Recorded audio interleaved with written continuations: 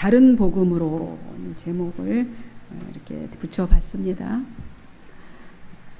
세상을 이기고 이 성공한 사람들의 이야기를 들어보면 환난 속에서, 고난 속에서 하나님을 그 놀라운 사랑을 체험했다, 이런 얘기들을 하는 것을 듣게 됩니다. 그들은 어떤 환경 속에서도 그 환경에 매이지 않고 주님만 바라보았다, 이렇게 고백들을 합니다. 그러니까 아무리 상황이 어려워도 하나님의 약속을 굳게 믿고 그분께 상황을 맡겨드리고 살다 보니까 그 현실 속에서 하나님의 사랑을 체험했다라는 것입니다. 그런데 내 자신이 그 전능하신 하나님이 믿어지지 않으면 그들이 그런 아무리 신앙 고백을 하고 신앙 간증을 해도 그들의 것일 뿐, 그들의 고백일 뿐, 그 성공 스토리는 나하고는 상관없는 얘기가 되는 일이죠. 납득도 안 되기 때문에 하나님을 바라볼 수도 없는 것입니다. 하나님의 사랑을 체험하고 싶다면 실존하고 계신 하나님을 믿어야 되겠죠, 먼저. 그리고 그 안에 머무는 은혜가 있어야 합니다. 하나님의 은혜와 사랑이 여러분의 삶에 충만하시기를 축원드립니다. 여러분도 한 번쯤은 들어봤을 이야기일 것입니다. 어느 시골에 병색이 짙은 한 남자가 살고 있었습니다. 그런데 그 집 앞에는 아주 큰 바위가 놓여 있었어요. 그러니까 집을 드나들기가 너무 힘들고 불편했습니다. 환자인데. 그래서 하나님께 그 바위를 좀 옮겨달라고 기도를 했어요. 그런데 어느 날 하나님께서 이렇게 말씀하십니다.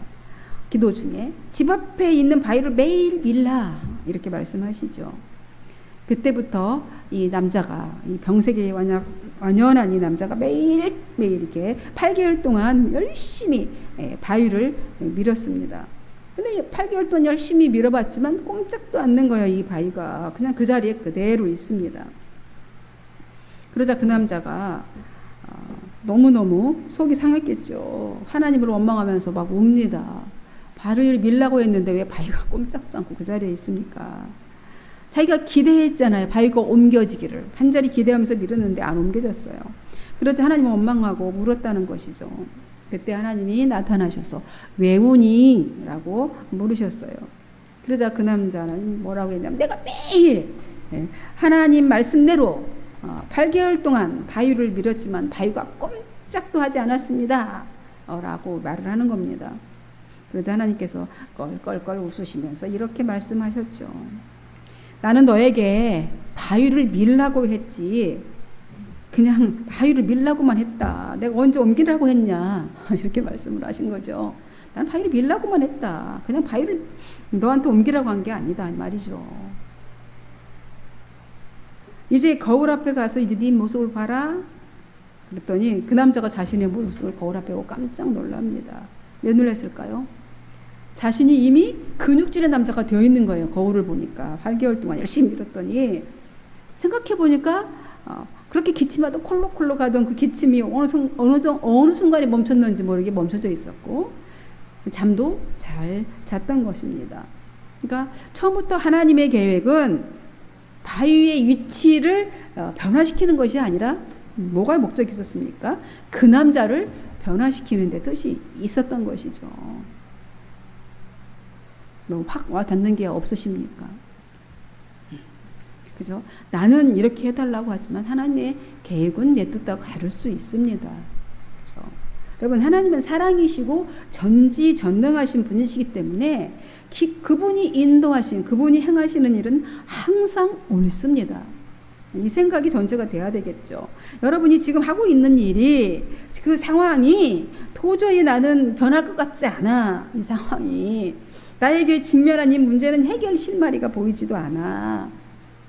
그래서 이것 때문에 미리 염려하지 말고 좌절하지 말라는 것입니다. 오늘 이 예화처럼 여러분을 향한 하나님의 계획은 여러분이 알지도 못하고 깨닫지도 못하지만 하나님은 선한 것을 예비하시고 지금 추진하고 계시는 것입니다. 그러니까 기죽지도 마시고 기대하시기 바랍니다. 그래서 우리 인생에는 다른 복음이 없습니다. 오직 예수 그리스도가 복음이시고 진리이시고 해답인 것이에요. 한번 연구해 보세요. 아무리 노력을 해보고 어디에 해답이 있는지 인생 전생애를 거쳐서 연구해도 답은 하나밖에 없습니다. 그간 4월 첫 주부터 올해 4월 첫 주부터 세어보니까 19번에 걸쳐서 고린도 후서의 말씀을 우리가 들었습니다. 그 말씀을 은혜 많이 받았을 줄 믿고요. 오늘부터는 이제 갈라디아서를 들으려고 합니다. 늘 그랬듯이 첫 시간은 항상 우리는 서론이죠. 서론으로서 전체 주제 또 구조 또 배경 이런 것들을 살펴봅니다. 그래서 갈라디아서는 6장으로 되어 있죠. 6장 짧습니다. 그러나 아주 굉장히 교리적으로 중요한 말씀이고 서신입니다. 바울의 서신서로 이렇게 배열상에서 네 번째 순서에 있어요. 로마서 있고 고린도전서, 고린도후서, 그다음에 갈라디아서 있습니다. 이 갈라디아서는 로마서 이 같은 책이 있어요. 비슷한 책. 이 갈라디아서와 좀 비슷한 성격을 띠고 있는 책이 있는데 그게 바로 로마서예요. 로마서도 교리서죠. 그다음에 히브리서와 비슷한 성격을 띠고 있고요. 그래서 아주 기독교 교리를 아주 논리정연하게 기록한 서신서입니다. 이 서신서들의 공통적 교리서들 로마서, 히브리서, 이 갈라디아서에 이 공통적인 주제가 있는데 그게 뭐냐면 오직 믿음으로입니다. 이 본문에 이제 들어가기 전에 이해를 돕기 위해서는 우리가 이 사도 바울이 이 서신서를 기록한 된 그때의 배경 또 살펴봐야겠죠. 당시에는 기독교가 있었을까요? 없었을까요? 사도 바울 당시 기독교가 있었습니까? 기독교 없었죠. 아직 종교로 인정받지 못했습니다. 기독교는 종교로 인정받지 못했고 유대교가 주였고 기독교는 이제 신생 종교였기 때문에 하나의 그냥 분파 종교라기보다는 하나의 분파 정도로 취급을 받았던 시대였습니다. 그래서 갈라디아는 이 선은 이제 바울이 1차 전도할 때 전도했던 곳이에요. 갈라디아는. 그때 거기는 이제 어떤 큰 성이라 에베소 같이 큰 성이라기보다는 어떤 지역이라고 해석이 있습니다. 뭐 학자들은 남갈라디아니 수신처가 지금 이 바울이 보낸 이 갈라디아서가 남갈라디아에 보낸 거다. 또 갈라디아에 보낸 것이다. 이런 오랜 논쟁들이 있었던 모양입니다. 그러나 여러분 어느 지역이든 저는 상관이 없이 이 지역이 이방 지역이었다는 거예요. 갈라디아가 가파도기아 밑에 있죠. 지도 보면 이방 지역이었고요.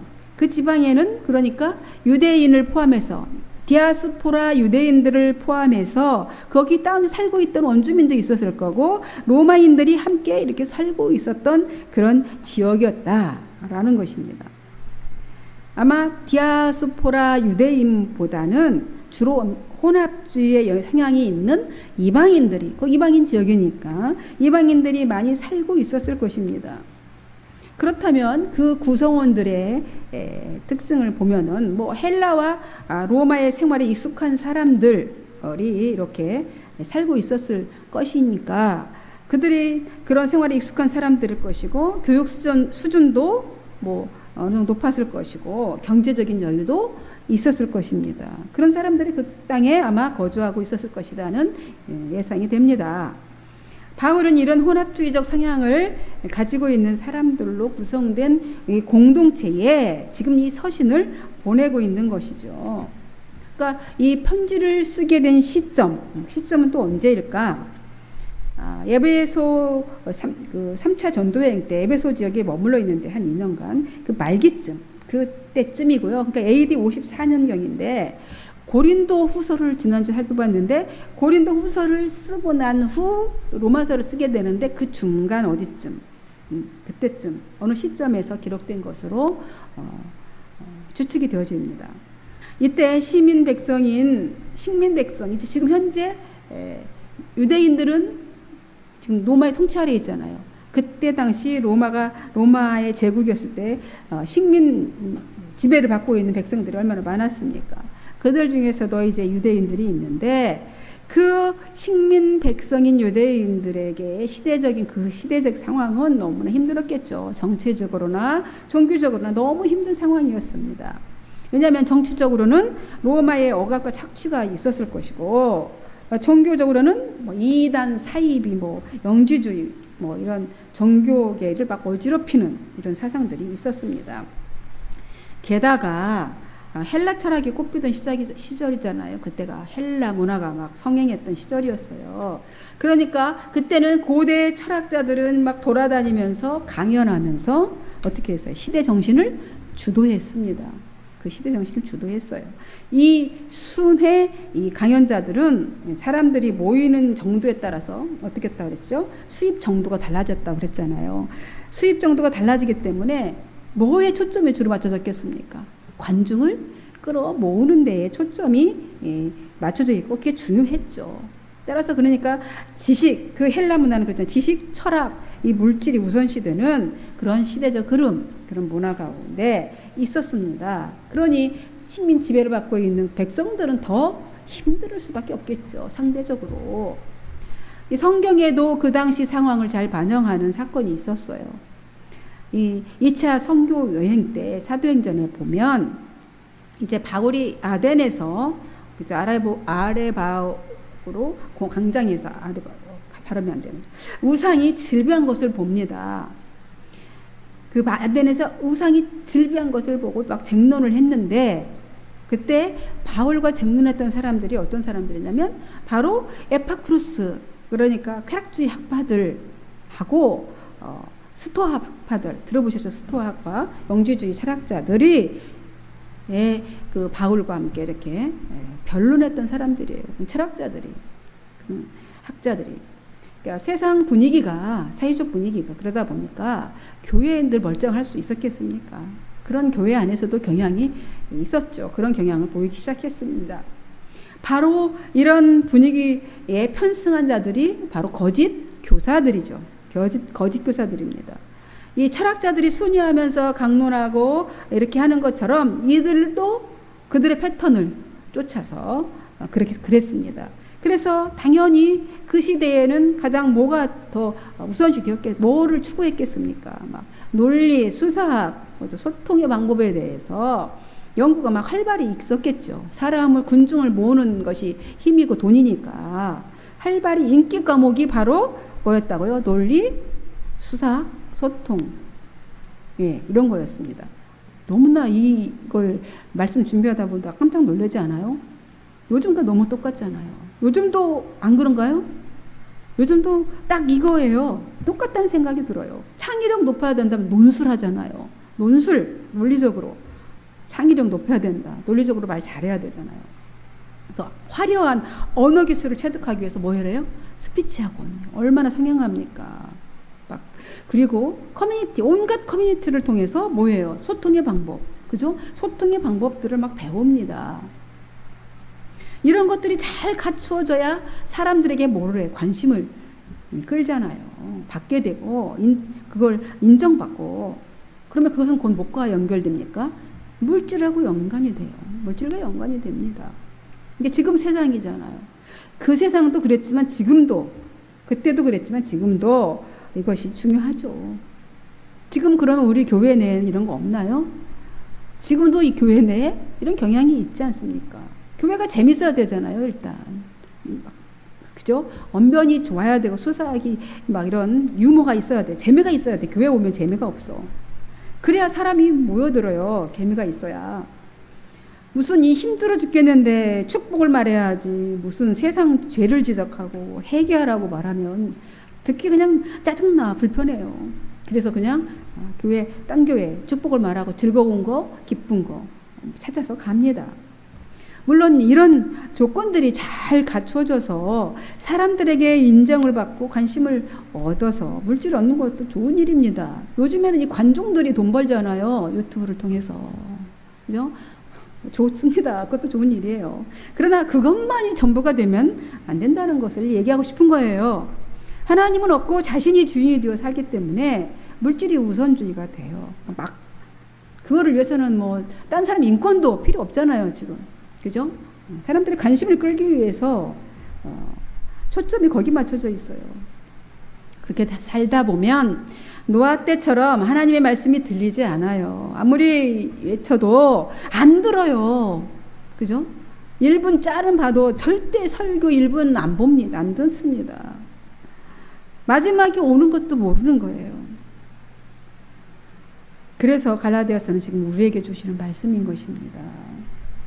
우리가 왜 죽어요? 그냥 사람이 죽는 방법이 여러 가지가 있는데요. 처음에는 40도에 들어가서 그냥 처음에는 뜨겁지만 안 뜨거워요.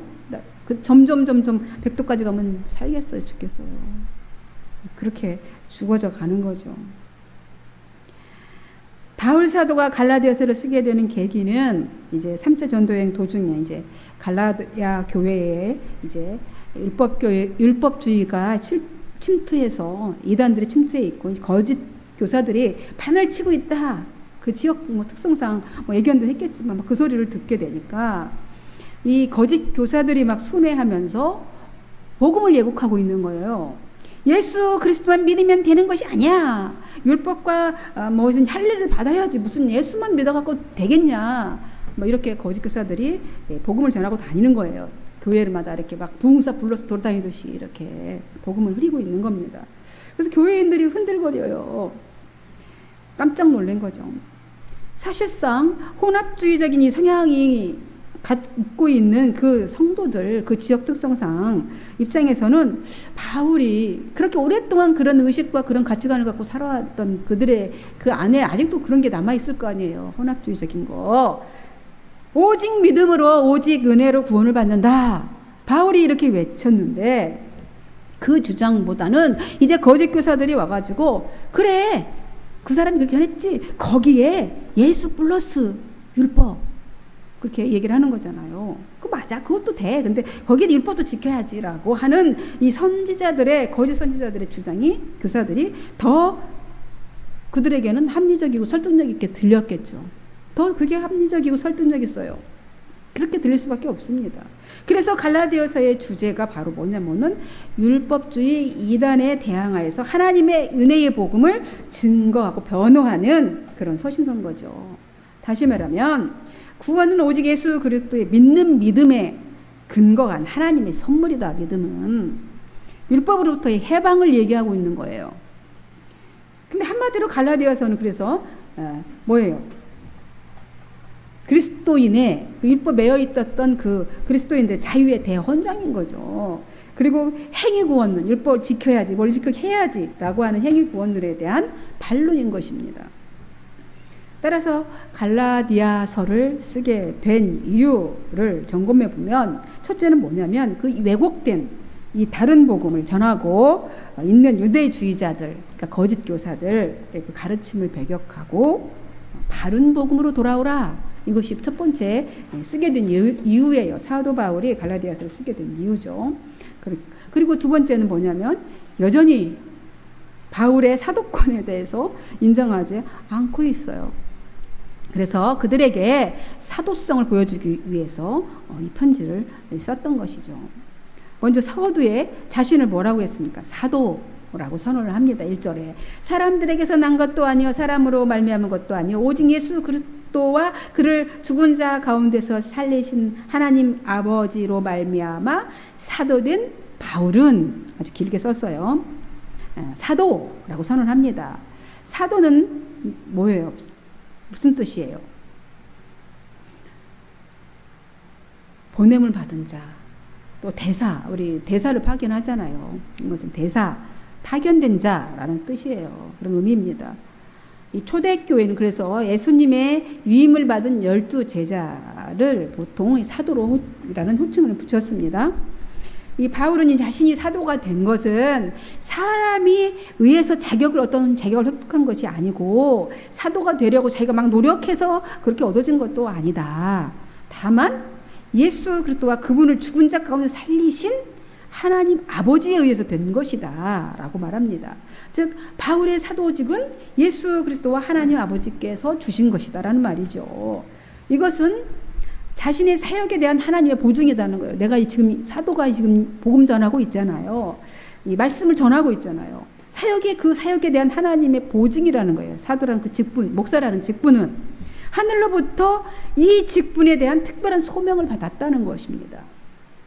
복음 전파자로서 자신의 이 말씀 사역은 하나님의 권위를 이음받은 사역이고, 자신의 이 전한 복음도 그래서 하나님의 권위를 가지게 되었다 이렇게 말하는 것입니다. 여러분, 그 사도성을 보여주기 위해서는 세 가지 증명이 되어야 돼요. 세 가지가 뭐냐면, 첫째, 예수님께 파송받았는가, 그렇죠? 예수님께 직접 파송받았는가, 아니면 예수님의 직접 가르침을 예수님께 받았는가, 아니면 셋째는 예수님의 부활을 목격했는가. 이것이 증명이 돼야 됩니다. 그러니까 사람들이 보기에는 아니잖아요. 그죠? 예수 믿는 자를 핍박하고 죽이던 사람이 바울 아닙니까? 사울이 아니었습니까? 그러니까 사람들, 유대인들이 보기에 바울은 여기에 전혀 부합하지 않는 사람이잖아요. 인정할 수 없다라는 겁니다. 그러나 바울은 자신의 사도성에 대해서 변론하죠. 자기가 다메섹으로 가는 길에 부활하신 예수님을 만났고, 예수님의 거기서 가르침을 받았고, 예수님께 직접 파송받았다 이렇게 말하고 있는 겁니다. 그러므로 자신은 하나님의 뜻으로 예수 그리스도로 말미암아 사도가 되었다고 이렇게 자신의 정당성을 지금 주장하고 있습니다. 1절에서. 그리고 이어서 이렇게 말합니다. 기록자는 누구냐? 이 편지를 지금 쓰고 있는 사람에 대해서 밝히고 있는데요. 2절에 이렇게 말합니다. 함께 있는 모든 형제와 더불어 갈라디아 여러 교회에게 그랬어요. 기록자는 누구라는 것입니까? 자기일 뿐만이 아니라 자신과 함께 있는 모든 형제들 더불어서 갈라디아에 있는 너희들에게 지금 편지 쓰고 있다 이렇게 말합니다. 혼자가 아니고 함께 하고 있는 동역자들과 함께 쓴 편지라는 거예요. 그러니까 즉 뭐 같이 다 쭉 썼다는 게 아니겠죠. 같이 면밀하게 토론하고 편지를 쓰게 되었다는 거잖아요. 그죠? 굳이 이렇게 밝히는 것은 왜요? 내가 혼자가 아니라 함께 있는 자들도 이 논증의 증인입니다. 이 말씀을 자기가 갖고 있는 것에 대한 그 논증의 증인들이고 이 편지의 저자들이기 때문에 자신은 공정하고 신실하게 쓴 편지다. 이것을 나는 확신하고 있다. 이 말을 지금 하고 싶은 거죠. 그러면서 갈라디아 교회를 그 이후에는 바로 축복을 합니다. 네, 기록자는 누구이고 또 나는 사도이고 기록자들은 나와 함께 있는 동역자들이 함께 면밀하게 검토해서 쓴 편지이고, 그리고 축복을 합니다. 그들을 위해서 축복을 하는데 뭐라고 하냐면, 우리 하나님 아버지와 주 예수 그리스도로부터 은혜와 평강이 있기를 원하노라 이렇게 축복을 합니다. 은혜와 평강이 너희에게 있기를 축복했습니다. 은혜가 뭐예요?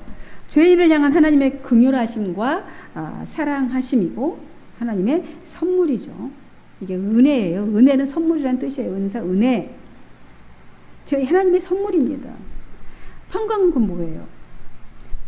그 죄사함을 받은 후에 그 갈등과 불안이 가득한 이 세상에 살아가는데 그 가운데서 하나님께서 주시는 마음과 평안함인 거죠. 안정과 평안을 평강이라고 말합니다. 따라서 평강은요, 거기에 건강적인 것, 물질적인 것, 환경의 평안함 이런 것들 다 포함한 것입니다. 이것이 평강입니다. 은혜와 그런 평강이 여러분에게 있기를 저도 축원합니다. 여러분, 우리가 세상을 살다 보면 여러 가지 고난을 겪을 수 있습니다. 그죠? 고난 안 겪고 사는 사람은 없어요. 각가지 모습은 달라도. 바울에게 육체의 가시가 있잖아요. 바울에게도 있었지 않습니까? 육체의 가시가 있어서 그 연약성이 그것을 통해서 그를 교만에 빠지지 않고 겸손함을 유지할 수 있도록 한 것처럼, 그래서 그 육체의 가시가 은혜였던 것처럼, 바울이 은혜라고 했잖아요. 이것이 하나님의 은혜였다 한 것처럼 우리 앞에 닥친 어려움이, 나에게 닥친 이 어려움이 은혜의 수단이라는 것입니다. 이 은혜가 있을 때 평강이 있게 되는 거예요. 은혜와 평강을 기원했잖아요. 축복했잖아요. 이 은혜가 있을 때 평강이 있게 되는 겁니다. 어떤 어려움이 없거나 나에게 싹 걱정거리가 사라지는 것이 아니라 그러한 가운데에 평안함이 있는 것입니다. 바울은 편지의 서문에 이제 자신의 사도직에 대한 이 정당성을 이렇게 밝히고 기록자가 혼자가 아니라 함께 있는 동역자들과 함께 기록하신 것이라고 말하고 갈라디아 교회들을 이렇게 축복하고 문안 인사를 하고 있는 것입니다. 이 축복은 하나님 아버지와 주 예수 그리스도로부터 오는 것이에요. 이렇게 예수 그리스도를 언급한 이 바울은 이제 그의 그리스도의 그 사랑이 어떤 것인지에 대해서 이렇게 4절 5절에 말합니다. 그리스도께서 하나님 곧 우리 아버지의 뜻을 따라 이 악한 세상에서 우리를 건지시려고 우리 죄를 대속하기 위하여 자기 몸을 주셨으니 영광이 그에게 세세토록 있을지어다. 아멘. 이렇게 그의 사랑에 대해서 바울이 분명하게 기술합니다. 예수 그리스도께서는 이 악한 세상에서 우리를 건지시려고 우리 죄를 대신 우리를 위해서가 아니라 대신하여서 십자가에 못 박혀 죽으셨다라는 것입니다. 다른 말로 하면 하나님의 정의를 위해서는 희생이 그저 죄의 대가, 죄는 사망이라고 했으니까 하나님의 정의를 위해서 희생이 요구돼요. 뭔가 죽어야 되는데 우리를 위해서 이 요구에 자원하여서 예수 그리스도께서 복종하셨다는 겁니다. 그래서 예수님의 목표가 뭐라고요? 오로지 우리를 이 악한 세상에서 건지시는 거예요. 그렇게 하신 이유가 우리를 이 악한 세상에서 우리를 건지시기 위해서 그랬다는 거예요.